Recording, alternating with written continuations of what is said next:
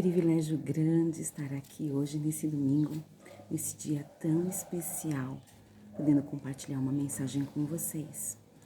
E esse dia é especial porque é um domingo de Páscoa, onde nós celebramos a ressurreição de Cristo.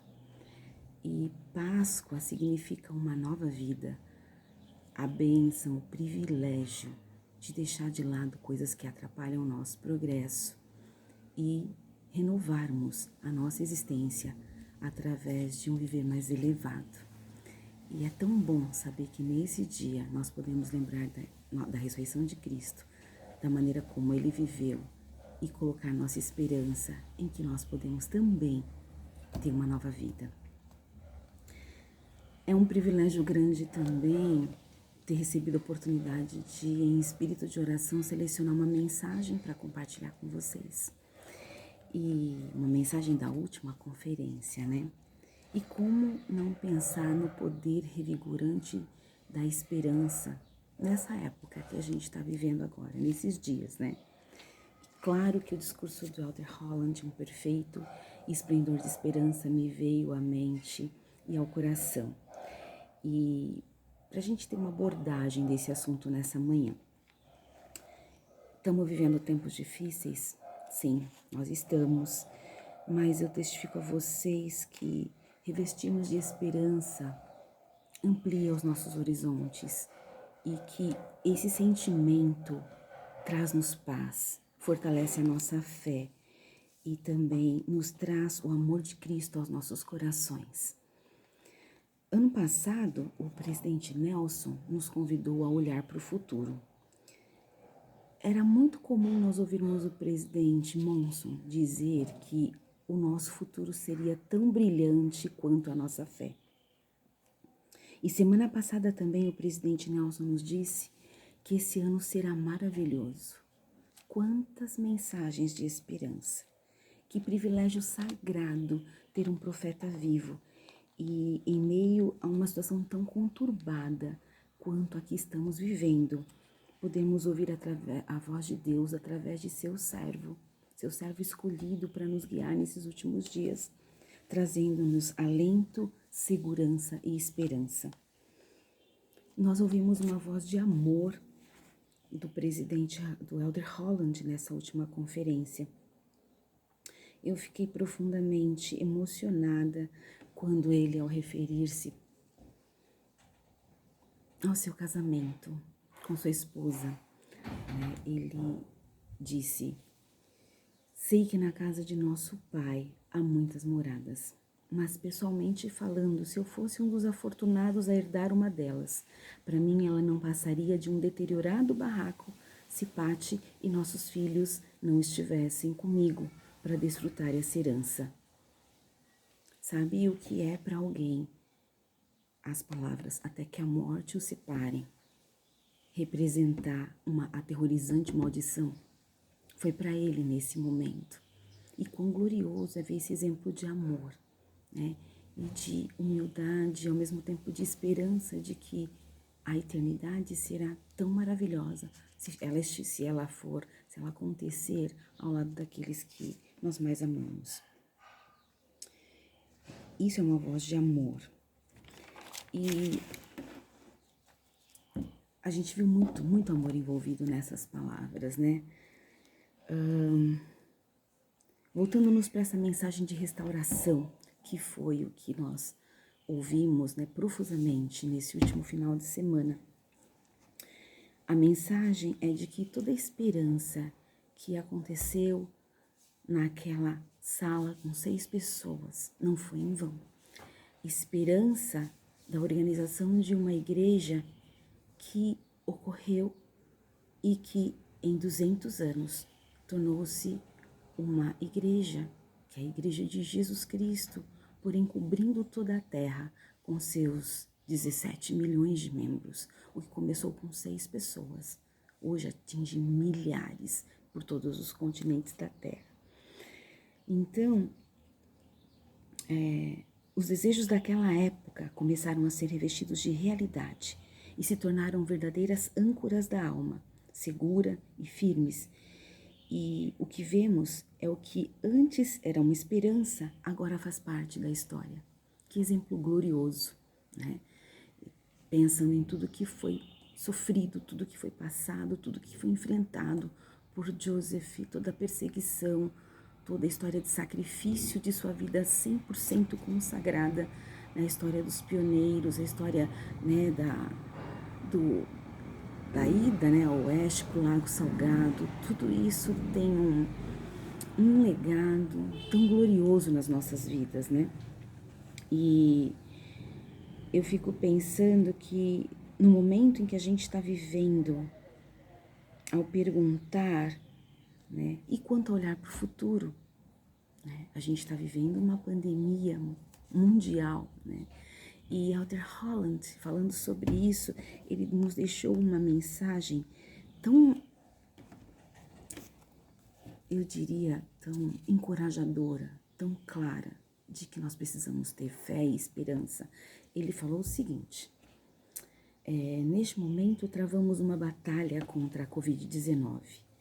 Um solene lembrete de que um vírus 1000 vezes menor que um grão de areia pode abater populações inteiras e as economias do mundo. Claro que oramos por aqueles que perderam seus entes queridos, por aqueles que estão abatidos, infectados e por aqueles que estão correndo risco. E principalmente também pelos maravilhosos profissionais da saúde que estão se expondo, que estão no fronte dessa batalha. Mas ele disse: quando vencermos esse vírus, e nós vamos vencê-lo, que sejamos igualmente comprometidos em libertar o mundo do vírus da fome e libertar comunidades e nações do vírus da pobreza, que tenhamos a esperança de ver escolas em que os alunos sejam ensinados e não aterrorizados como se estivessem para ser fuzilados, e a esperança de ver a dádiva da dignidade pessoal por parte de todos os filhos de Deus serem afetados por qualquer forma de preconceito racial, étnico ou religioso. Como alicerce de tudo isso está a nossa incansável esperança de ver uma maior devoção aos 2 grandes mandamentos: amar a Deus, observando seus conselhos, e amar ao próximo, demonstrando bondade, paciência e compaixão. Lembrando que nós também temos os nossos erros, e perante Deus nós também precisamos de bondade, de compaixão e de misericórdia. Se nós somos tão devedores e necessitamos de Deus para isso, é nossa obrigação estender na mesma proporção essas coisas ao nosso próximo, né? E todos nós precisamos acreditar que aquilo que a gente deseja em retidão pode acontecer, pode se tornar realidade, se nós tivermos esperança, né? Alguns de nós têm esperanças profundamente pessoais de que um casamento melhore, ou às vezes apenas de ter um casamento, de vencer um vício, de ter um filho que está rebelde, retornando, né? E, enfim, que dores físicas e emocionais sejam sanadas.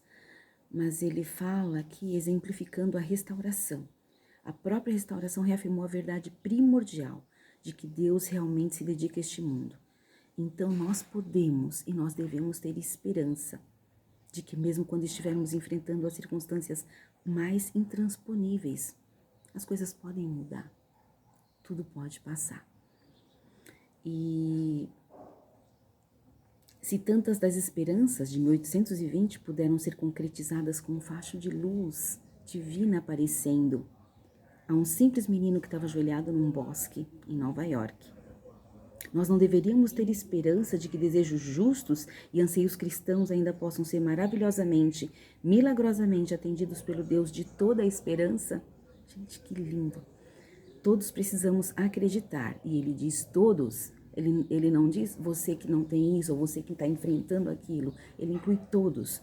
Todos precisamos acreditar que o que desejamos em retidão pode algum dia, de alguma forma, de alguma maneira, tornar-se realidade. Que palavras mais alentadoras, não? E trazendo um pouco mais sobre nós essa responsabilidade, né? A gente está vivendo uma época em que o mundo precisa de muito mais. uma época em que as gerações que estão vivendo aqui também precisam de muito mais. E durante a vida de Cristo, ele ofereceu muito, muito mais. E como discípulos de Cristo, nós podemos em nossos dias fazer melhor do que o que temos feito. Ao invés de reclamar como os israelitas de outrora, e lembrando que se a gente permitir que a esperança se desvaneça, a única coisa que restará será uma chama do inferno que se inflamará para todos os lados. Mas nós decidimos em que nós vamos acreditar, né? E ele nos exorta que quando nós estivermos contra a parede, em momentos em que pode parecer difícil ter esperança, que nós nos lembremos da palavra do hino, que me socorra a tua proteção. E que essas palavras possam estar entre as virtudes da nossa fé, que encontremos esse precioso dom de esperança que é intrinsecamente ligado à fé em Deus e à caridade para com outras pessoas.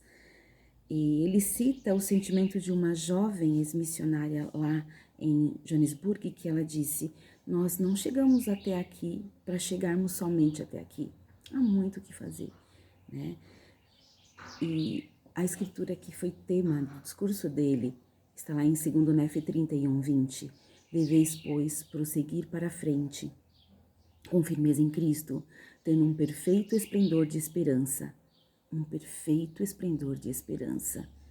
Que tal exercitarmos a esperança?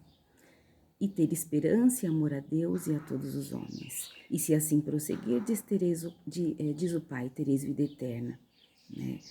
Então, ele fala que quando ele pensa nesse legado, nas dádivas, nas bênçãos que fluem do Evangelho, que significam tudo para ele, tudo. Então, o empenho em agradecer ao Pai Celestial por ela, muitas vezes vai se refletir em: tenho quilômetros e quilômetros a percorrer antes de dormir, né? E isso se estende perfeitamente a nós, temos muito que percorrer, né? E ele termina sua mensagem testificando de que o futuro será tão repleto de milagres e tão abundantemente repleto de bênçãos quanto foi no passado. E temos diversos motivos, não são um nem dois, são diversos, para ter esperança de bênçãos ainda maiores do que as que já recebemos. Ponderando sobre essa mensagem do Elder Holland, recentemente eu li as palavras de uma pessoa que vieram muito de encontro a coisas que eu acredito e que também se conectam perfeitamente com essa mensagem do Elder Holland, né? O Senhor, ele sabia que coisas horríveis aconteceriam antes da sua segunda vinda, mas nenhum momento ele nos apavorou, nenhum momento nos foi dito que a gente deve ter muito medo. Pelo contrário, repetidamente nas Escrituras nós ouvimos as palavras: não temais. E enquanto ninguém na terra pode nos dar uma garantia de que não devemos nos preocupar, o Deus dos céus e da terra certamente pode. Se há alguém que nós podemos confiar, é nele, aquele que tudo vê. Então, a razão para que coisas assoladoras, assustadoras aconteçam antes da sua vinda não é para nos tornar miseráveis, para nos assustar. É para nos dar a oportunidade de nos arrepender e transformar as nossas vidas, de mudar, de tornar a nossa vida melhor, mais correta à vista de Deus. É uma oportunidade de nos aproximarmos dele, de nos voltarmos a ele. Essas tragédias que temos visto e de uma maneira até muito próxima vivido, são dolorosas? Claro que são.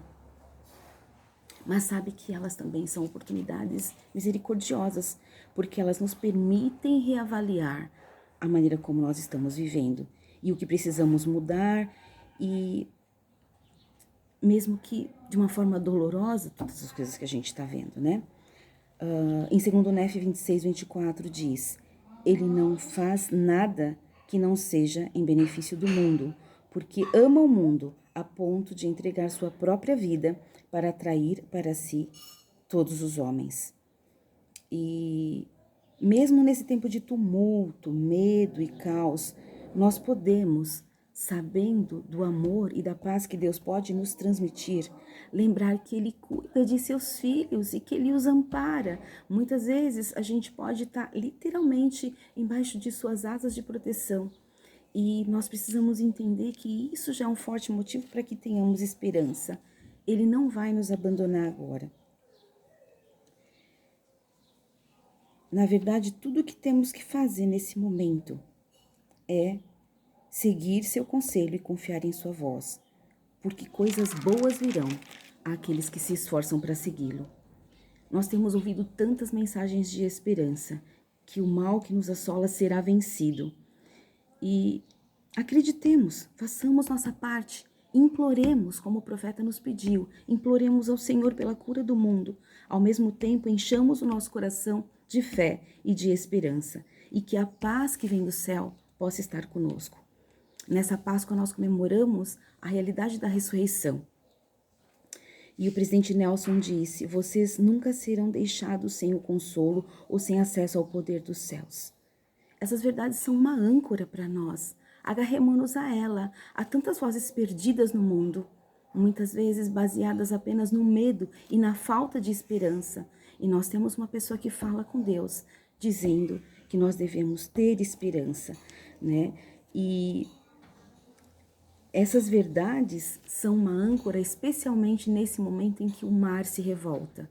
Não podemos esquecer quem é o nosso mestre. Jesus Cristo, ele é o mestre dos mestres, ele é o mestre dos mares. Ele é aquele que tem o poder, que pode e que vai acalmar a tempestade. Confiemos nele. Quando estivermos cercados de incerteza e de medo, o que mais nos ajuda é ouvir seu filho. Foi outra coisa que nós ouvimos esse final de semana. Que bênção singular teremos, né, ao ouvirmos as palavras de um profeta vivo. Há profeta em Israel. É um privilégio sagrado poder ouvir uma voz de amor, de esperança e de conforto e de alento, dizendo-nos que nós podemos confiar, podemos continuar e que as coisas vão voltar ao normal. Foi glorioso ouvir o presidente Monson dizer: esse ano será um ano maravilhoso. Entendem? A gente está vivendo uma turbulência e o profeta fala: vai ser maravilhoso, você já vai passar. Nossa missão é orar, é ajudar, é fazer a nossa parte e confiar, né? E o profeta nos diz que Jesus Cristo, ele é o Consolador e que ele trará ao nosso coração um sentimento de paz e nos promete que nossa capacidade de sentir alegria aumentará, mesmo quando as tribulações aumentem em nossa vida. Porque quando nós estamos ao lado de Deus, a nossa confiança, ela se torna forte. E não que nós sejamos invencíveis, mas com a força de Deus nós podemos muito, muito mais do que poderíamos sozinhos. E Ele não vai nos deixar sós, né? Em Mosias 14:5 tem uma escritura que eu gosto muito, que fala que: mas foi ferido pelas nossas transgressões, moído pelas nossas iniquidades, o castigo de nossa paz estava sobre ele, e pelas suas feridas somos curados. Ele já pagou o preço para que tenhamos paz. E vamos aproveitar esse momento em que nós temos mais tempo para perscrutar nossa alma, para fazermos uma avaliação sincera, íntima e realista daquilo que nós precisamos colocar em dia em harmonia com a vontade do Senhor. Tudo que nós precisamos mudar e que tenhamos esperança em Cristo, porque Ele sim é a fonte de toda a esperança. Eu presto meu testemunho de que há profeta em Israel e de que nós somos um povo extremamente abençoado por poder ouvir sua voz e dar atenção a ela, e que possamos confiar mais em suas palavras. Jesus Cristo, ele é o nosso Salvador, é o príncipe da paz, né? E essa paz vai encher os nossos corações, nossas vidas, nossos lares, se nele depositarmos a nossa esperança. Como sou grata a Cristo por ter vindo à terra, por ter nascido, mesmo sendo um rei mais humilde de circunstâncias, por ter vivido de forma a nos ensinar com perfeição o que é submeter a nossa vontade à vontade de Deus. E como sou grata pelo Pai ter permitido mesmo com uma dor que eu não sou capaz de entender, porque eu não seria capaz de passar. O que é ver um filho que ele amava tanto, um filho que ele ama tanto, tão perfeito, se sujeitar a tudo que ele se sujeitou. E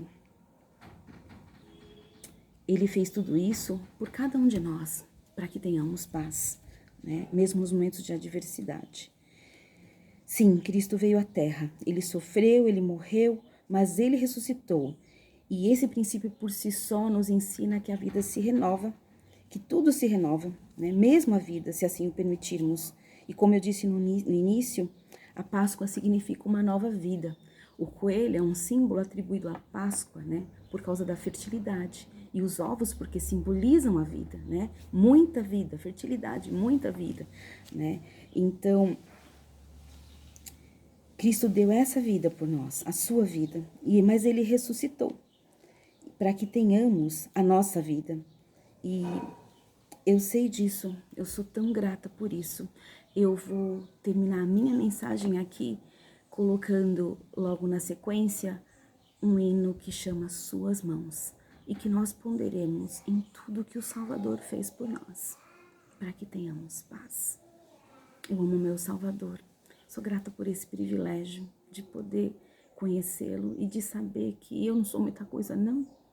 Mas o que eu sou por causa dele. Porque eu conheci esse evangelho em tão tenra idade e isso mudou minha vida. Como eu sou grata a Deus por isso. Eu sou tão grata por fazer parte dessa organização de mulheres da Sociedade Socorro. E eu confesso a vocês que quando eu soube que nós não nos reuniríamos por um tempo, eu fiquei tão triste, meu coração se apertou um pouquinho, mas foi tão glorioso ver que um profeta nos preparou para isso. No primeiro domingo sem a igreja, eu senti o mesmo espírito na minha casa que eu sinto na igreja, e não tem sido diferente nos domingos seguintes. Isso é um privilégio. Eu amo esse evangelho, eu amo meu Salvador. Que nele tenhamos paz. Isaías 41:13 são as palavras que devem ficar em nosso coração. Porque eu, Senhor teu Deus, te tomo pela tua mão direita e te digo, não temas, eu te ajudo. E nisso eu confio e presto meu testemunho da realidade da ressurreição do meu Salvador Jesus Cristo. E em nome dele eu encerro essa mensagem. Em nome de Jesus Cristo. Amém.